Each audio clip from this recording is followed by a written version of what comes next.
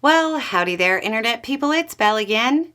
So today, we're going to talk about Georgia, the election board, and yet another Republican fed up with Trumpism and the election stunts.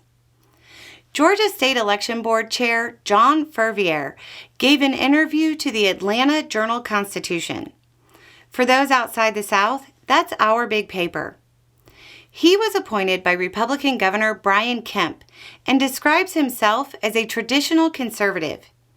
He chairs the election board that has voted 3-2 to require hand-counting ballots in the swing state, along with other controversial decisions. When the vote happened, he said, quote, "The overwhelming number of election officials that have reached out to me have been opposed to this."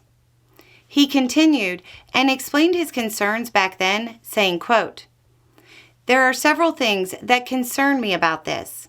Number one, I do think it's too close to the election. I do." Then went on to explain how much of a problem it would be to train election workers in the limited amount of time. That decision is now the subject of lawsuits and hearings, which apparently led the chair to be even more blunt in his criticisms of the board's partisan slant in what he sees as disruptive behavior. He said, quote, "Our job is to clarify law, not create new law." Then added, "This doesn't need to be an activist board. This board needs to stay within its boundaries." He talked about the mudslinging that has started within the Georgia GOP and what he called character assassination. Behaviors he said were, quote, "inappropriate and unprofessional conduct for a member of this board." As many Republican politicians in Georgia and all around the country fall more and more down the rabbit hole of authoritarianism, they tend to start completely overlooking their duty and their oaths.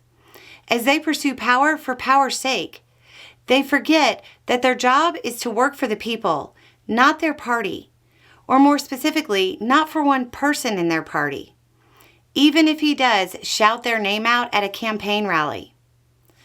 The board chair seemed to try to get to at least part of that point in his interview when he said, quote, "We all represent every voter in Georgia, and we should act like that."